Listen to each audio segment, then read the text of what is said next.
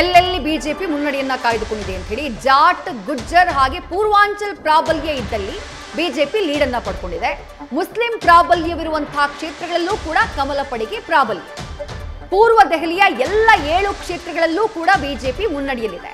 ಇದೇ ಕಾರಣದಿಂದಾಗಿ ಸುಲಭವಾಗಿ ಮ್ಯಾಜಿಕ್ ನಂಬರ್ನ ದಾಟುವಂತಹ ಕೆಲಸವನ್ನ ಬಿಜೆಪಿ ಮಾಡಿದೆ ಅನ್ನೋದು ಸದ್ಯಕ್ಕೆ ಸಿಗ್ತಾ ಇರುವಂತಹ ಅಪ್ಡೇಟ್.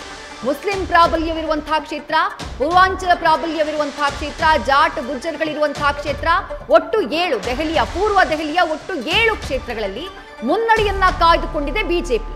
ಬಿಜೆಪಿ ಮ್ಯಾಜಿಕ್ ನಂಬರ್ ದಾಟುವಲ್ಲಿ ಈ 7 ಕ್ಷೇತ್ರಗಳ ಪಾತ್ರ ಬಹಳ ಪ್ರಮುಖ ಅನ್ನುವಂಥದ್ದು ಸದ್ಯಕ್ಕೆ ಸಿಗ್ತಾ ಇರುವಂತಹ ಮಾಹಿತಿ. ಸಂಗಮೇಶ್ ಸರ್, ನೀವು ಇಲ್ಲಿ ಗಮನಿಸೋದಾದ್ರೆ ಪೂರ್ವಾಂಚಲ ಪ್ರಾಬಲ್ಯ ಇರ್ತಕ್ಕಂಥ ಏನು 7 ಸೀಟ್ ಇದೆ ಅಲ್ಲಿ ಒಂದಿಷ್ಟು ಬಿಜೆಪಿ ಮತ್ತು ಆಪ್ಗೆ ಫೈಟ್ ಇದೆ ಅಂತ ಹೇಳಿ ವಿಶ್ಲೇಷಣೆ ನಡೀತಾ ಇತ್ತು ಚುನಾವಣೆ ಸಂದರ್ಭದಲ್ಲಿ. ಈಗ ನೋಡಿದ್ರೆ ಈ ಟ್ರೆಂಡ್ ನೋಡಿದ್ರೆ ಅಲ್ಲೂ ಕೂಡ ಒಳ್ಳೆ ಸಂಖ್ಯೆ ನಿರೀಕ್ಷೆ ಮಾಡ್ತಾ ಇದೆ ಬಿಜೆಪಿ. ಅಂದರೆ ಎಲ್ಲೋ ಇಲ್ಲಿ ಒಟ್ಟು ಇದು ದೆಹಲಿಯ ಚುನಾವಣೆ ನೋಡಿದಂಥ ಸಂದರ್ಭದಲ್ಲಿ ಒಂದು ಆಪ್ನ ಫ್ರಸ್ಟ್ರೇಷನ್ ಬಿಜೆಪಿ ಹೊರವಾಗಿದೆ. ಎರಡನೇದು ಬಿಜೆಪಿ ಕೊಟ್ಟಿರ್ತಕ್ಕಂಥ ಸೆಂಟ್ರಲ್ ಗೌರ್ಮೆಂಟ್ ಮೊನ್ನೆ ಮತ್ತು ಹಿಂದೆ ಫಂಡ್ ಏನು ಬಿಜೆಪಿಗೆ ವಿಶೇಷವಾಗಿ ಜಾಟ್ ಮತ್ತು ಈ ಸಮುದಾಯ ಅಂದರೆ ಬಿಹಾರ್ ಮತ್ತು ಯುಪಿಯ ಜನ. ಹಾಗಾಗಿ ಬಿಹಾರಿಗೆ ಈ ಬಾರಿಯ ಮಖಾನ ಒಂದು ವಿಶೇಷ ಪ್ಯಾಕೇಜ್ ಕೊಟ್ಟಿರುವಂಥದ್ದು ಬಹುಶಃ ಇದೆಲ್ಲ. ಮತ್ತು ಈ ಆವಾಗಲೇ ಹೇಳ್ತಾ ಇದ್ರು ಈ ಟ್ಯಾಕ್ಸ್ ಸ್ಲ್ಯಾಬ್ ಇದೆಯಲ್ಲ, ಒಂದಿಷ್ಟು ಜನ ಮಿಡಲ್ ಕ್ಲಾಸ್ ಫ್ಯಾಮಿಲಿಗೆ ಅದು ಬಹಳ ದೊಡ್ಡ ಬದಲಾವಣೆ ಅವ್ರ ಜೀವನದಲ್ಲಿ. ಹಾಗಾಗಿ ಆ ಒಂದು ಇದು ಇರ್ಬೋದು. ಮತ್ತು ರೀಸೆಂಟಾಗಿ 8th ಪೇ ಕಮಿಷನ್ ಕೂಡ ಮಾಡಿದ್ದಾರೆ. ಅಲ್ಲಿ ನಿಮಗೆ ವಿಶೇಷವಾಗಿ ಡೆಲ್ಲಿನಲ್ಲಿ, ಸೌತ್ ಡೆಲ್ಲಿ ಈ ಭಾಗದಲ್ಲಿ ಒಂದಿಷ್ಟು ಗೌರ್ಮೆಂಟನ್ನು ಅಲ್ಲಿ ಕೆಲಸ ಮಾಡ್ತಕ್ಕಂಥ ಜನ ಬಹಳಷ್ಟು ಜನ ಇದ್ದಾರೆ. ಅದು ದೆಹಲಿ ಸರ್ಕಾರ ಇರ್ಬೋದು ಅಥವಾ ಕೇಂದ್ರ ಸರ್ಕಾರದಲ್ಲಿರ್ಬೋದು. ಮತ್ತು ಈವನ್ ಮಿಲಿಟ್ರಿ ಫೋರ್ಸು ಈ ವಿಭಿನ್ನವಾಗಿ ಬೇರೆ ಬೇರೆ ಸರ್ಕಾರದ ಹಂತದಲ್ಲಿ ಕೆಲಸ ಮಾಡ್ತಕ್ಕಂಥ ಜನ ಬಹಳ ಅನುಕೂಲ ಇದೆ. ಸರ್, 15 ಕ್ಷೇತ್ರಗಳಲ್ಲಿ 500 ಮತಗಳ ಅಂತರದ ಹಾವು ಏಣಿಯಾಟ. ನವದೆಹಲಿ, ಪಟೇಲ್ ನಗರ, ಮಾಡೆಲ್ ಟೌನ್, ತಿಮರ್ಪುರ್ ಸೇರಿದಂತೆ 15 ಕ್ಷೇತ್ರಗಳು. ಈ ಕ್ಷೇತ್ರಗಳ ಫಲಿತಾಂಶವೇ ಅಂತಿಮ ರಿಸಲ್ಟ್ಗೆ ನಿರ್ಣಾಯಕ. 9 ರಿಂದ 10 ಕ್ಷೇತ್ರಗಳಲ್ಲಿ ಕೇವಲ 2000 ಮತಗಳ ಅಂತರ. ಇನ್ನು ಕೂಡ ಹಲವು ರೌಂಡ್ಗಳಿದ್ದಾವೆ. 15 ಕ್ಷೇತ್ರಗಳಲ್ಲಿ ಬರೀ 500 ಮತಗಳ ಅಂತರ ಇದೆ. ನವದೆಹಲಿ, ಪಟೇಲ್ ನಗರ, ರಾಜೇಂದ್ರ ನಗರ ಹಾಗೆ ಮೆಹರೌಲಿ ಸೇರಿದಂತೆ, ಜೊತೆಗೆ ಮಾಡೆಲ್ ಟೌನ್, ತಿಮರ್ಪುರ್ ಸೇರಿದಂತೆ ಒಟ್ಟು 15 ಕ್ಷೇತ್ರಗಳಲ್ಲಿ ಬರೀ 500 ಮತಗಳ ಅಂತರ ಇದೆಯಂತೆ. ಮುನ್ನಡೆ ಹಾಗೆ ಹಿನ್ನಡೆಯಲ್ಲಿ ಇರುವವರ ಮಧ್ಯೆ 9 ರಿಂದ 10 ಕ್ಷೇತ್ರಗಳಲ್ಲಿ ಕೇವಲ 2000 ಮತಗಳ ಅಂತರ ಇದೆ. ಇನ್ನು ಕೂಡ ಹಲವು ರೌಂಡ್ಸ್ಗಳು ಬಾಕಿ ಇರೋದ್ರಿಂದ ಈ ಫಲಿತಾಂಶ ಯಾವಾಗ ಬೇಕಾದರೂ ಬದಲಾಗುವಂತಹ ಚಾನ್ಸಸ್ ಇದೆ. ಹಾಗಾಗಿ ಈ ಕ್ಷೇತ್ರಗಳು ನಿರ್ಣಾಯಕ ಆಗುತ್ತೆ ದೆಹಲಿ ಚುನಾವಣೆಯ ಫಲಿತಾಂಶಕ್ಕೆ ಸಂಬಂಧಪಟ್ಟ ಹಾಗೆ. ಸರಿ ಇಲ್ಲ, ಆದರೆ ಸರಿಪಡಿಸುವಂಥ ಕೆಲಸ ಆಗೇ ಆಗ್ತದೆ. ಈಗ ನಮ್ಮ ವರಿಷ್ಠರೆಲ್ಲ ದಿಲ್ಲಿ ಚುನಾವಣೆಯಲ್ಲಿ ಬ್ಯುಸಿ ಆಗಿದ್ರು. ಪಾರ್ಲಿಮೆಂಟ್ ಸೆಷನ್ ನಡೀತಾ ಇದೆ. ಪಾರ್ಲಿಮೆಂಟ್ ಸೆಷನ್ ಮುಗಿಲಿಕ್ಕೆ ಬಂದದೆ. ದಿಲ್ಲಿ ಎಲೆಕ್ಷನ್ ರಿಸಲ್ಟ್ ಬಂದದೆ.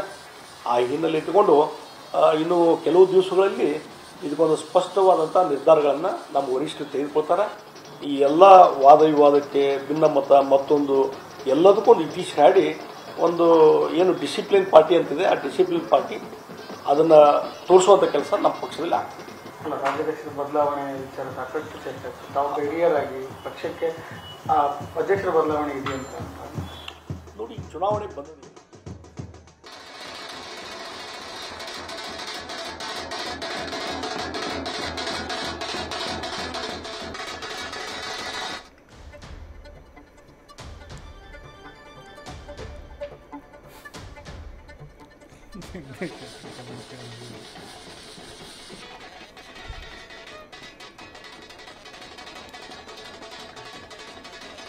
ದೆಹಲಿಯ ಅಪ್ಡೇಟ್ಸ್ ನ ಗಮನಿಸ್ತಾ ಇದ್ದೀವಿ. 42 ಕ್ಷೇತ್ರಗಳಲ್ಲಿ ಬಿಜೆಪಿ ಮುನ್ನಡೆ, 28ರಲ್ಲಿ ಆಮ್ ಆದ್ಮಿ ಪಕ್ಷ ಮುನ್ನಡೆಯನ್ನ ಕಾಯ್ದುಕೊಂಡಿರುವುದು. ಮತ್ತಷ್ಟು ಡೀಟೇಲ್ಸ್ ನನ್ನ ಸಹೋದ್ಯೋಗಿ ಜಗದೀಶ್ ನೀಡ್ತಾ ಹೋಗ್ತಾರೆ. ಜಗದೀಶ್, ದೆಹಲಿಯ ಹಲವು ವಿಧಾನಸಭಾ ಚುನಾವಣೆಗಳನ್ನ ಬಹಳ ಹತ್ತಿರದಿಂದ ಗ್ರೌಂಡ್ ನಲ್ಲಿ ನೀವು ಗಮನಿಸಿದ್ದೀರಿ.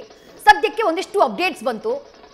ಪೂರ್ವ ದೆಹಲಿನಲ್ಲಿ 7 ಕ್ಷೇತ್ರದಲ್ಲಿ ಬಿಜೆಪಿ ಮುನ್ನಡೆಯನ್ನ ಕಾಯ್ದುಕೊಂಡಿದೆ. But at the same time ಸುಮಾರು 15 ಕ್ಷೇತ್ರದಲ್ಲಿ 500 ಮತಗಳ ಅಂತರ ಮಾತ್ರ ಇದೆ ಮುನ್ನಡೆ ಹಾಗೆ ಹಿನ್ನಡೆಯ ಮಧ್ಯೆ. ಮತ್ತು 9ರಿಂದ 10 ಕ್ಷೇತ್ರಗಳಲ್ಲಿ ಬರೀ 2,000 ಮತಗಳ ಅಂತರ ಇದೆ. ಅಲ್ಲಿಗೆ ಈಗ ನಾವು ಏನ್ ಪಿಕ್ಚರ್ ಗಮನಿಸ್ತಾ ಇದೀವೋ, ಈಗ ನಾವು ಏನ್ ನಂಬರ್ಸ್ ಗಮನಿಸ್ತಾ ಇದೀವೋ, ಎನಿ ಟೈಮ್ ಅದು ಬದಲಾಗಬಹುದಾ? ಹಾಗಾದ್ರೆ ಖಂಡಿತವಾಗ್ಲೂ ವಿದ್ಯಾಶ್ರೀ, ನೀವು ದೆಹಲಿಯ ಚಿತ್ರಣವನ್ನು ನೋಡ್ತಾ ಹೋದರೆ ಒಂದು ವಿಚಾರ ಗೊತ್ತಾಗುತ್ತೆ, ಯಾವ ಭಾಗದಲ್ಲಿ ಯಾವ ರೀತಿಯ ಮತದಾನ ಆಗಿದೆ ಮತ್ತು ಯಾವ ರೀತಿಯಾಗಿ ಮತದಾರರು ಏನಂದರೆ ಯಾವ ಪಕ್ಷದ ಒಲವನ್ನು ತೋರಿಸಿದ್ದಾರೆ ಅಂತ. ಈಗ ನೀವು ಏನಂದರೆ ಜಾಟ್ ಸಮುದಾಯ ಆಗಿರ್ಬೋದು ಅಥವಾ ಗುಜ್ಜರ್ ಸಮುದಾಯ ಇರ್ಬೋದು, ಅದ್ರ ಜೊತೆಗೆ ಪೂರ್ವಾಂಚಲ ಈ ಸಮುದಾಯ ಇರುವಂತಹ ಕ್ಷೇತ್ರಗಳಲ್ಲಿ BJPಗೆ ಮನ್ನಣೆ ಹಾಕುವಂತಹ ಕೆಲಸವನ್ನು ಮತದಾರರು ಮಾಡಿದ್ದಾರೆ. ಆದರೆ ನೀವು ಮುಸ್ಲಿಂ ಪ್ರಾಬಲ್ಯ ಇರುವಂತಹ ಕ್ಷೇತ್ರಗಳು ಒಟ್ಟು 11 ಅಂತ ಏನು ಕರೆಯಲಾಗುತ್ತೆ ದೆಹಲಿಯಲ್ಲಿ, ಅದರಲ್ಲಿ 7 ಕ್ಷೇತ್ರಗಳಲ್ಲಿ BJP ಮುನ್ನಡೆಯನ್ನು ಸಾಧಿಸ್ತಾ ಇದೆ. ಮತ್ತೆ ಬಹಳಷ್ಟು ಇಂಪಾರ್ಟೆಂಟ್ ವಿಚಾರ ಏನಂತಂದ್ರೆ, ಆಮ್ ಆದ್ಮಿ ಪಕ್ಷ ಪ್ರತಿ ಬಾರಿಯೂ ಸಹಿತ ಎಕ್ಸ್ಪೆಕ್ಟೇಷನ್ ಅನ್ನು ಜಾಸ್ತಿ ಇಟ್ಕೊಳ್ತಾ ಇರುವಂಥದ್ದು 2 ಭಾಗಗಳಲ್ಲಿ. ಒಂದು ಏನಂದ್ರೆ ಮುಸ್ಲಿಂ ಸಮುದಾಯ ಇರುವಂತಹ ಕ್ಷೇತ್ರಗಳಾಗಿರ್ಬೋದು, ಎರಡನೇದಾಗಿ ಅಂದ್ರೆ ದಲಿತ ಸಮುದಾಯ ಇರುವಂತಹ ಕ್ಷೇತ್ರಗಳು. ಈ ದಲಿತ ಸಮುದಾಯ ಇರುವಂತಹ ಕ್ಷೇತ್ರಗಳು ದೆಹಲಿಯಲ್ಲಿ ಒಟ್ಟು 23, ಆ 23ರಲ್ಲಿ 17 ಕ್ಷೇತ್ರಗಳಲ್ಲಿ BJP ಮುನ್ನಡೆಯನ್ನು ಸಾಧಿಸ್ತಾ ಇದೆ. ಮತ್ತೆ ಅದರ ಜೊತೆಗೆ ಬಹಳಷ್ಟು ಇಂಪಾರ್ಟೆಂಟ್ ವಿಚಾರ ಏನಂದ್ರೆ, ಹಾವು ಏಣಿಯ ಆಟ ದೊಡ್ಡ ಮಟ್ಟದಲ್ಲಿ ನಡೀತಾ ಇದೆ.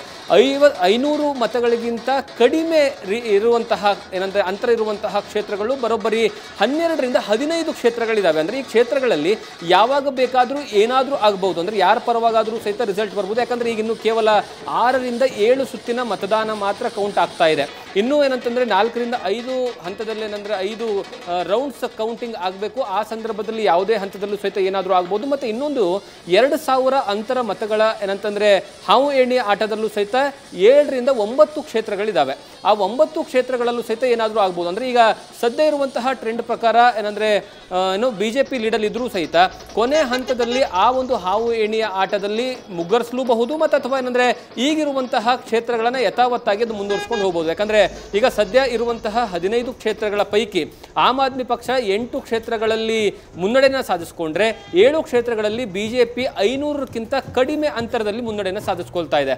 ಈ ಒಂದು ವಿಚಾರವನ್ನು ನೋಡ್ತಾ ಹೋದ್ರೆ ಬಹಳಷ್ಟು ಕೊನೆ ಹಂತದವರೆಗೂ ಸಹಿತ ತುಂಬಾ ಕ್ಯೂರಿಯಾಸಿಟಿ ಕ್ರಿಯೇಟ್ ಮಾಡ್ತಾ ಇರುವಂತಹ ಈ ಒಂದು ರಿಸಲ್ಟ್. ಮತ್ತೆ ಅದರ ಜೊತೆಗೆ ಪರ್ಸೆಂಟೇಜ್ ಆಫ್ ವೋಟ್ಗಳನ್ನು ನೋಡ್ತಾ ಹೋದ್ರೆ ಪ್ರತಿ ಬಾರಿಯೂ ಸಹಿತ BJP ಲೋಕಸಭೆ ಚುನಾವಣೆ ಬಂದ್ರೆ 2014, 19 ಮತ್ತೆ 24 ಈ 3 ಲೋಕಸಭಾ ಚುನಾವಣೆಯ ಸಂದರ್ಭದಲ್ಲಿ 52ರಿಂದ 55% ಮತಗಳನ್ನು ನಿರಂತರವಾಗಿ ತೆಗೆದುಕೊಳ್ತಾ ಇತ್ತು. ಆದ್ರೆ ಅದೇ ವಿಧಾನಸಭೆಗೆ ಬಂದ್ರೆ 44%ದಿಂದ 45%ಕ್ಕೆ ಮಾತ್ರ ಸೀಮಿತ ಆಗ್ತಾ ಇತ್ತು. ಆದ್ರೆ ಈ ಬಾರಿ ಇಲ್ಲಿಯವರೆಗೆ ಬಂದಿರುವಂತಹ ರಿಸಲ್ಟ್ ಪ್ರಕಾರ ಮತ ಏನಂದ್ರೆ ಡಿವೈಡ್ ಆಗಿರುವಂತದ್ದು ನೋಡ್ತಾ ಹೋದ್ರೆ BJP 47ರಿಂದ 48% ಆಫ್ ವೋಟ್ ತಗೊಂಡಿದೆ. ಅಂದ್ರೆ ಕಳೆದ ಬಾರಿ ವಿಧಾನಸಭೆ ಕ್ಷೇತ್ರಗಳಿಗಿಂತ ಸುಮಾರು 4ರಿಂದ 5% ಮತಗಳನ್ನು ಹೆಚ್ಚಿಗೆ ತಗೊಳ್ಳೋ ಮೂಲಕವಾಗಿ ಅವರು ಏನಂತಂದ್ರೆ ಈ ಬಾರಿ ಹೆಚ್ಚಿನ ಸೀಟನ್ನು ತೆಗೆದುಕೊಳ್ಳೋದಕ್ಕೆ ಕಾರಣ ಆಗ್ತಾ ಇದೆ. ಮತ್ತೆ ಇನ್ನೊಂದು ಇದಕ್ಕೆ ದೊಡ್ಡ ಮಟ್ಟದಲ್ಲಿ ಹೊಡೆತ ಬೀಳ್ತಾ ಇರುವಂತದ್ದು ಒಂದು BJP ಮತಗಳನ್ನ ಹೆಚ್ಚಳ ಮಾಡ್ಕೊಳ್ತಾ ಇದ್ರೆ, ಮತ್ತೊಂದು ಕಡೆಗೆ ಏನಂದ್ರೆ ಕಾಂಗ್ರೆಸ್ ಪಕ್ಷವು ಸಹಿತ ಮತಗಳನ್ನ ಹೆಚ್ಚಳ ಮಾಡ್ಕೊಳ್ತಾ ಇದೆ. ಆ ಮೂಲಕವಾಗಿ ಆ ಒಂದು ಕಾಂಗ್ರೆಸ್ಗೆ ಬಂದಿರುವಂತಹ ಮತಗಳು ಸಹಿತ ಆಮ್ ಆದ್ಮಿಯ ಪಕ್ಷದ ಮತಗಳು. ಹಾಗಾಗಿ ಆಮ್ ಆದ್ಮಿ ಪಕ್ಷ ಒಂದು ಕಡೆಗೆ ಕಾಂಗ್ರೆಸ್ನಿಂದ ಓಟನ್ನು ಕಳ್ಕೊಳ್ತಾ ಇದ್ರೆ, ಮತ್ತೊಂದು ಕಡೆಗೆ BJPಯಿಂದ ಓಟನ್ನು ಕಳ್ಕೊಳ್ತಾ ಇದೆ. ವಿದೇಶ್ರೀ ರೈಟ್ ಜಗದೀಶ್, ಮತ್ತೆ ನಿಮ್ಮನ್ನ ಸಂಪರ್ಕ ಮಾಡ್ತೀನಿ. ಅಲ್ಲಿಗೆ ದೆಹಲಿಯ ಫಲಿತಾಂಶವನ್ನ ನಾವೀಗೇನ್ ಗಮನಿಸ್ತಾ ಇದ್ದೀವಿ ಇದೇ ಎಕ್ಸಾಕ್ಟ್ ಆಗಿ ಇರುತ್ತೆ ಅಂತ ಹೇಳೋದಕ್ಕೆ ಸಾಧ್ಯ ಇಲ್ಲ. ಯಾಕಂದ್ರೆ ಇನ್ನೂ 4ರಿಂದ 5 ರೌಂಡ್ಗಳ ಮತ ಎಣಿಕೆ ಆಗಬೇಕು. ಹಲವು ಕ್ಷೇತ್ರಗಳಲ್ಲಿ ಮತಗಳ ಅಂತರ ಕೇವಲ 500 ಇದೆಯಂತೆ.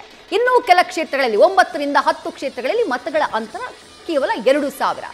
ಹಾಗಾಗಿ ಯಾವ ಸಂದರ್ಭದಲ್ಲೂ ಬೇಕಾದರೂ ಮುನ್ನಡೆ ಹಿನ್ನಡೆ ಬದಲಾಗಬಹುದು.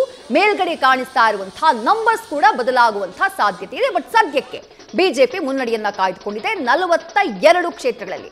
ಇದೇ ನ್ಯೂಸ್ ಫಸ್ಟ್ ನಿರ್ಭೀತಿಯಿಂದ ನಿಮ್ಮ ಪರವಾಗಿ.